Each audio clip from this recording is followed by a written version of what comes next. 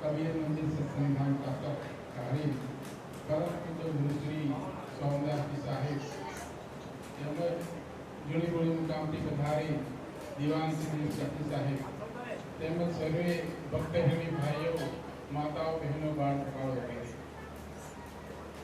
આજે જેઠ સુદ પૂર્ણિમાનો દિવસ છે એટલે આપણે સૌ બધા અહીંયા ભેગા થયા છે। જેઠ સુદ પૂર્ણિમા એટલે સદગુરુ પ્રાગટ્ય દિવસ। આજે સદગુરુ કબીર સાહેબ અમરધામમાંથી આવી અને સંસારમાં પ્રગટ થયા કાશી લહોતર ખાતે અને જીવને સાચું જ્ઞાન આપ્યું। એટલે સાહેબ કીધું કે અમર લોક સે હમ ચલી આए जगत में जारा हो जीव दुखी देखा संसारा ता कारण कबू धारा हो। આ સંસારમાં જીવને દુખી દયા માટે સાહેબને આવવું પડ્યું। તો આપણી પાસે કયું દુઃખ છે સાહેબ? આપણી પાસે બધું જ છે। આપણી પાસે ધન દોલત છે, માલ મિલકત છે, મકાન છે, બધું જ છે। તો કયું દુઃખ જોયું એમણે એ માટે આવવું પડ્યું। સદગુરુ સાહેબ કહે છે કે જન્મ મરણનું દુઃખ, તો જીવનને જન્મ મરણનું દુઃખ હતું એટલે એમને આવવું પડ્યું। કારણ કે આપણે ભક્તિ એવી કરી કે જેનાથી આપણું જન્મ મરણનું દુઃખ ના મટ્યું। એટલે સાહેબ પરિસ્થિતિ પરિચય કરો યહની સુરતી લગાए કહે કવિ ધર્મદાસ को आवा गवा नसाए। જન્મ મરણનું દુઃખ મટે, પરંતુ આપણે મૂળ ભક્તિને ભૂલી ગયા છે। એટલે સદગુરુની ભક્તિ એને છોડી અને બીજી ભક્તિ ભળી ગયા। युगन युगन हम आंच गाए कोई कोई हंस हमारा हो कहे कबीर वहां पहुंचाओ सत पुरुष दरबारा हो। સદગુરુ કબીર સાહેબ કહે છે કે યુગે યુગે જીવનને ચેતવવા માટે આવું છું અને જે મારી વાત સાંભળે છે એઓને હું મારા સતલોકમાં લઈ જાઉં છું। સદગુરુ કબીર સાહેબ ચારે યુગોમાં આવ્યા, સતયુગ, ત્રેતા, દ્વાપર અને કળિયુગ। સતયુગમાં તેઓ સત સુધી ઓળખાયા, ત્રેતા યુગમાં મુનિ તરીકે ઓળખાયા અને દ્વાપરમાં કરુણામય અને કળિયુગમાં કબીર તરીકે ઓળખાયા। એવી રીતે ચારે યુગમાં આવી અને જીવન ચેતાવ્યા। સદગુરુ સાહેબ કહે છે કે નરકો નહીં પડતી હમારી, કારણ કે હું ભક્તોને ચેતાવું છું પરંતુ મારી કોઈ વાત માનતા નથી। જૂઠે બને જૂઠે તો જૂઠી સત્યજી મિલી હારી, પરંતુ બીજા જે દેવી દેવતાની ભક્તિ છે એમાં પડી ગઈ અને પોતાનું જીવન બરબાદ કરી નાખે છે। કારણ કે જેની ભક્તિ કરવાથી આપણું જન્મનું દુઃખ ગણતું નથી એની આપણે ભક્તિ કરીએ છીએ દેવી દેવતાની। એક વખત ગોરખનાથ અને કબીર સાહેબ ચર્ચા થાય છે, કારણ કે ગોરખનાથજી દેવી દેવતાને માનતા હતા અને જંતર મંતરમાં પણ માનતા હતા। એટલે સાહેબ કહે છે કે જંતર મંતર ઔષધ મૂલી પવન કોટ કા ધંધા हो गुरुविन જેના જ્ઞાન કરે તો પડે જેમ કા બંધા हो। એટલે ગોરખનાથ તમે જે ભક્તિ કરો છો જંતર મંતરની એનાથી કે તમને મુક્તિ મળવાની નથી, પરંતુ આ ભક્તિ એવી છે કે તમને જમના હાથમાં લઈ જાય એવી ભક્તિ છે સાહેબ। કે ગણેશ આરાધે મૂસા સરજે, દેવી આરાધે બકરા हो, ચંડી આરાધે ભેંસા સરજે, કુંડી ધીક કરના हो। જે ગણેશની આરાધના કરે છે તેનું વાહન કયું છે સાહેબ? એટલે કે મૂસક એટલે ઉંદર, એને ઉંદરનું પદ મળે છે સાહેબ। ચંડી આરાધે ભેંસા સરજે, ચંદ્રની આરાધના કરે છે એને વાલો શું હોય તો પાળો, એને પાળાનો અવતાર મળે છે સાહેબ છે। એવી રીતે જો માતાને માનતા હોય ત્યારે બકરાનો અવતાર મળે, એ રીતે સાહેબ કે એનું પદ મળે છે। જે રીતે જે દેવતાનું પદ આપણે આરાધના કરીએ એવી રીતે એનું પદ મળતું હોય છે। ચંદ્ર આરાધે હસ્તી સર્જે, ચંદ્રનું વાહન શું છે કે હાથી, હસ્ત એટલે હાથી, એને હાથીનો ઐરાવતનું પદ મળે છે। ઇન્દ્ર આરાધે રાજા हो, ઇન્દ્ર એ રાજા, સ્વર્ગનો રાજા કહેવાય, પરંતુ એનું પણ પદ સ્થિર નથી। इंद्रराज सुख भोकर की भवसागर के माही यह सिद्धुं की भक्ति करવું નિર્ભર નહીં। કારણ કે એની ભક્તિ પણ એવી છે જ્યારે આપણું કોઈનો પરિવાર જાય છે ત્યારે પોતાને ફરી પાછા આવવું પડે છે। સૂર્ય આરાધે રેવત સર્જે, સૂર્યની જે આરાધના કરે રેવત એટલે ઘોડો, અને ઘોડાનું પદ મળે છે। સરે ને એક કારા हो, માટે કોઈની પણ ભક્તિ એનું પદ એના પર પ્રમાણે મળે છે, માટે આપણે ભક્તિ મુક્તિ અપાવનારી નથી સાહેબ। તીર્થ આરાધે મછલી સર્જે, જે લોકો તીર્થમાં જાય છે, વ્રત કરે છે એને સાહેબ કહે છે કે તીર્થમાં શું હોય તો માછલી હોય, એને માછલીનું પદ મળે છે સાહેબ કહે છે। બ્રહ્મા આરાધે રોગી હો. બ્રહ્માનું પણ જન્મરણનું ચક્ર મળતી નથી. એને જે માનતા હોય એને પણ જન્મરણના પરિચક્રમાં આવવું પડે છે. મહાદેવ આરાધે ભુવંગન સર્જે. જે મહાદેવની આરાધના કરે છે એને સર્પની યોની મળે છે. અંતર સુ અવિનાશ આરાધે સોઈ કહાવે સંતો. કહે કબીર સુનો ગોરખ તીન ભવત પર બાદે હો.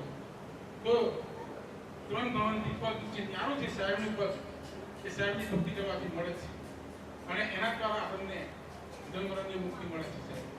ત્યારે ગોરખનાથે સમજાયું અને કીધું કે 9,84 સિદ્ધ जिनका अनहद ज्ञान अविचल कबीर का घर कबीर का यह गति के ले गया. કારણ કે 9,84 સિદ્ધનું જ્ઞાન ક્યાં સુધી અનહદ સુધીનું છે. ત્યાર પછી સદગુરુનું પદ આવે છે, તે ચોથું પદ છે. જેની ભક્તિ કરવાથી આપણને જન્મરણમાંથી મુક્તિ મળે છે. આવી રીતે સંસારમાં આવીને જીવન ચેતવ્યા. ત્યારબાદ એમના ગુરુ સ્વામી રામદાસ સાહેબ એમને જીવન જીતવ્યા. કારણ કે તેઓ પણ મૂર્તિની પૂજામાં લાગેલા હતા.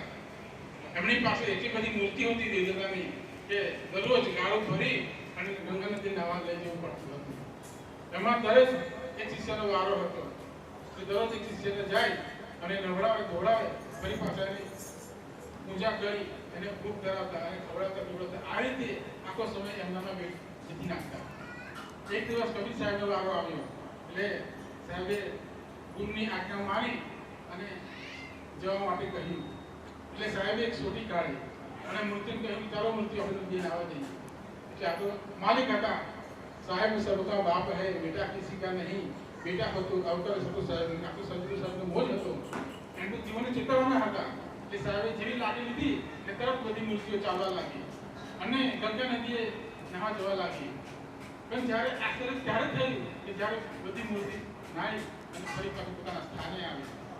તે વખતે બધી મૂર્તિઓનો હાથ તૂટેલો હતો, કોઈનો પગ તૂટેલો હતો, કોઈની આંખ તૂટેલી હતી. એટલે રાવણ સભી કહેવા લાગ્યા કબીરજી તમે આ શું કર્યું?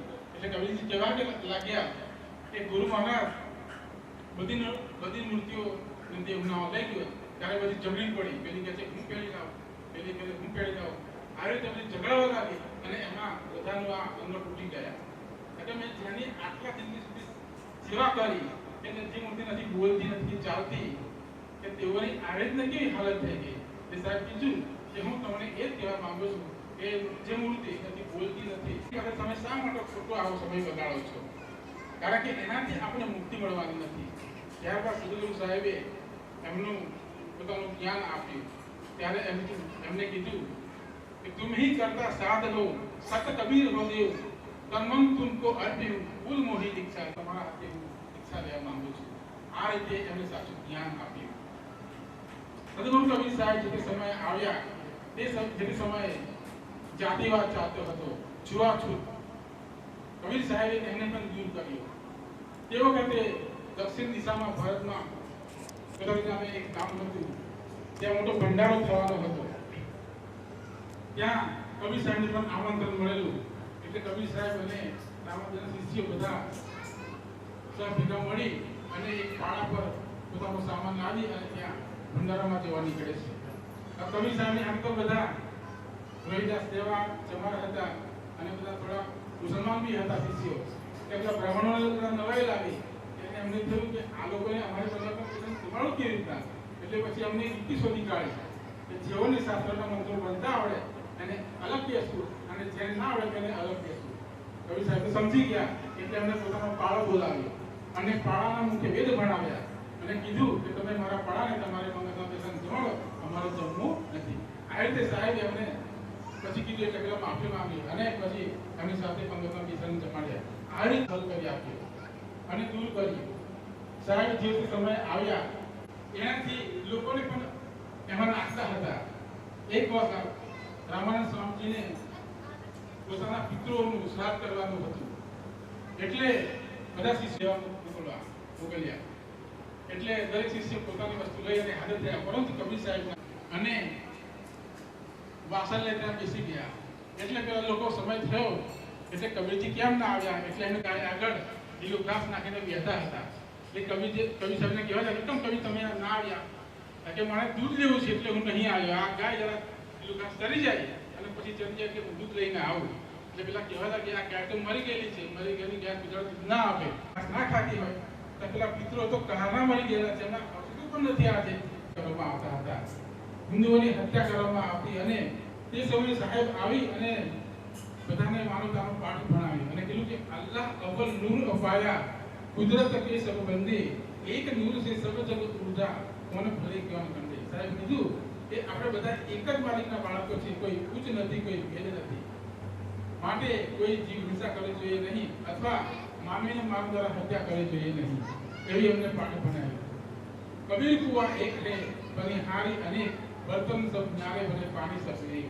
જે રીતે પરમાત્મા એક છે એવી રીતે પરમાત્મા વ્યક્તિઓ એક છે, એમાંથી આપણે અલગ અલગ વાસણમાં પાણી ભરીએ એટલે કોઈ ડોલનું કહેવાય, કોઈ ડોલ કોઈ બેડાનું કહેવાય, એ રીતે અલગ અલગ પાત્રમાં એનું પાણી વહેંચાય. એ રીતે આપણે પણ એક મતલબ અહીંયા આવ્યા પછી બધા અલગ અલગ રંગોમાં વહેંચાઈ ગયા. આવી રીતે સાહેબે બધાને માનવતાનો પાઠ ભણાવ્યો. તો આવી આ દિવસે એની માટે બધા આવી અને આપણે સત્સંગ અને લાવ્યા તો ધન્ય છે. આ પ્રસંગ ભક્ત શ્રી કંચનભાઈ તરફ અને ભક્ત શ્રી અનિલભાઈ તરફથી ઉજવવામાં આવ્યો છે. તે બદલ એમને ખૂબ ખૂબ ધન્યવાદ.